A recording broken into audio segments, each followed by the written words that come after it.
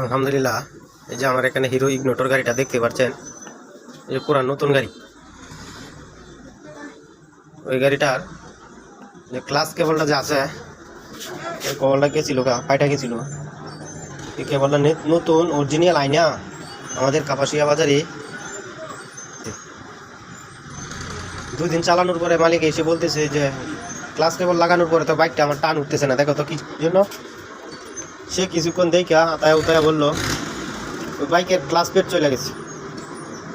তো আজকে আমি আসার পরে বাইকের মালিক আমার কাছে নিয়ে আসছে। আমি দেখলাম মূলত যে কেবলটা দিয়েছে এটা ওই গাড়ির না, অন্য গাড়ির কেবল দিয়েছে, যে কারণে একটু খাটো হয়ে গেছে।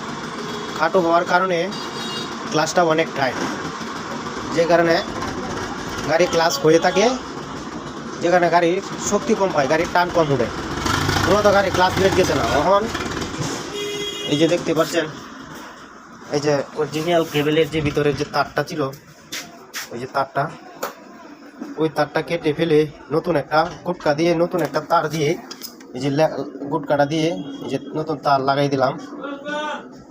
এখন আল্লাহর রহমত বাইকটি টান উঠতেছে।